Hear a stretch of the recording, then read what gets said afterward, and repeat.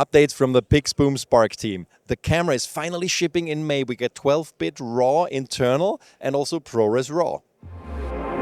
You're watching CineD, supported by B&H and CVP. Welcome from NAB 2026. Nino here from CineD here at the Pixboom booth with Ariel. How are you doing? Good, how are you, man? Very well indeed. You guys, I mean, we've been, we're old pals We've been friends by now. And I mean, we've been following the amazing Pixboom story for what, 2 years? It's been, well, actually last year at NAB was the first time we showed it to the world. Really? That's crazy. It feels like much longer actually. But yeah, of course, I mean, for anybody who's, been sleeping under a rock, Pixboom is, I guess, the most affordable high-speed camera that has ever existed. And a lot of people getting excited. I hope the best, yes, for sure. We've reviewed a very early unit. And yeah, I think you have big news to share about shipping, right? Yes, so the first thing, a lot of people are wondering when is my camera coming. So we're shipping the first few hundred units in less than 2 weeks. So May 1st, we got all the certification. Finally, the cameras are being boxed right now. So yeah, 2 weeks, they're gonna start trickling down. And then I guess by mid-June, early July, they're gonna start appearing in rental houses and various resellers in America and Europe around early fall or something like that. So we're looking at general availability by the end of the year. Amazing. When do you expect to fulfill all the Kickstarter pre-orders? This summer, yeah. That's pretty fast. Wow. Yeah, so we've been on a journey. Basically, the last 2 months has been about collecting new content, making the best of the camera, and like fine-tuning, little improvements here and there. So there's a few new things, a few fine-tuning in terms of like color, in terms of highlight retention with the app to the way the footage is transferred. There's a few big things coming, which now I can announce. We're unlocking the 12-bit readout on the sensor. That's going to be massive. This is a bit later this year. Everyone that has one or that will get one will have this as a firmware update. So this means higher dynamic range. We're pushing past 13, like kissing 14. Lower noise floor. It's fantastic. The first tests are just amazing in terms of obviously much higher color depth. So that's very exciting. At full resolution? At full resolution, everything. The only thing is that you take quite a hit on frames per second because the data is humongous. So it's about half the frame rates. Okay. So the same frame rates that you know for the Pixboom, you have it for 12 bits. So 10 bits is always going to be very viable. It's a great mode.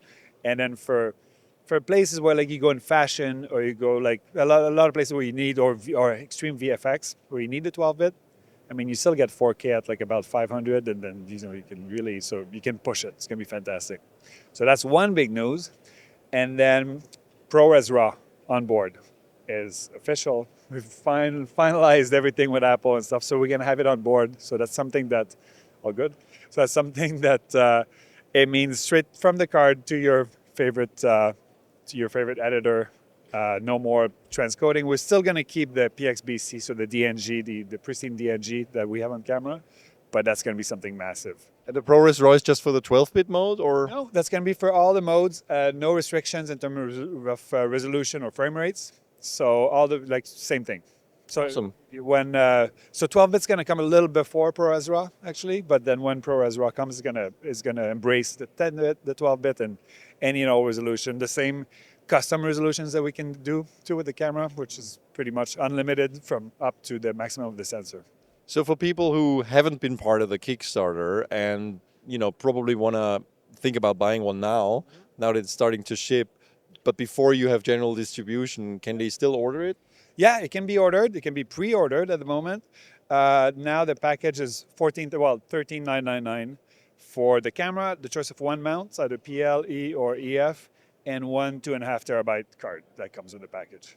Awesome. I mean, and I think you're planning more content for CineGear? Yeah, well, we keep on trying to add more and more, especially with the new features coming out. We're going to try to squeeze a few. I mean, if we can get some 12-bit tests in the CineGear reel.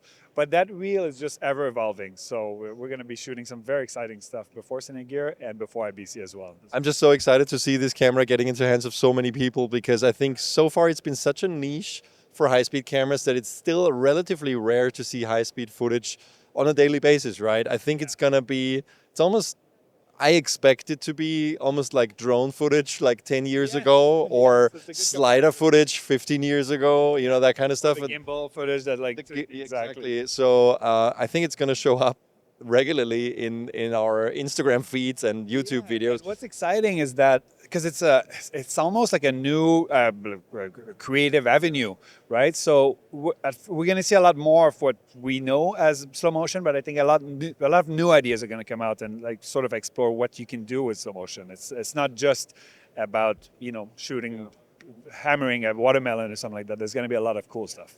Well, at the price point, I think for a normal production, like if you have a narrative production or something, or even a documentary, it is at this price point. It's like a thing you can just have on set in some cases, right? You don't need to have a specific crew for it anymore, which is a big deal as well. So the normal DP can actually shoot with it, I think. Anyone who's exactly, because that wasn't the case with the Phantom Flex 4K. Because of all the hoops you had to jump through, basically. And I think that's going to change a lot. So we're probably going to see, like on a regular basis in normal documentaries, even if it's a nature documentary that probably doesn't have the budget for an expensive, super high-speed setup from, Phantom Flex or something. Now it's hopefully becoming normal to see this. 100%. Because there's the budget, but even if you can afford to bring a Phantom with you in a wildlife documentary, then there's the cumbersome logistic and the sort of like the workflow.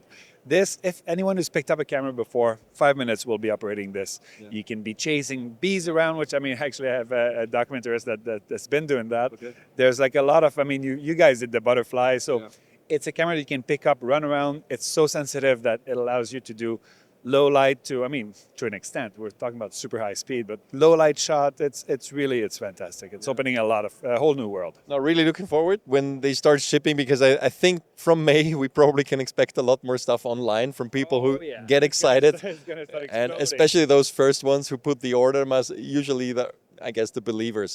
You guys also have a very good community. I just follow the newsletter and you share a lot of the production updates and also honest setbacks during the production where some stuff took a little bit longer. And I see the comments on those. A lot of people are just itching to get their cameras. Oh, absolutely. No, it's been a journey. It's been a journey for sure, but finally it feels really good to finally let them out and start to see what people are going to do with them. Awesome. Thank you, Ariel. Thank you so much, man. Have a good rest of the show. We'll see you on the next show or before that. And thanks for watching. Stay tuned to CineD for a lot more from NAB 2026. And don't forget to like and subscribe. Thanks.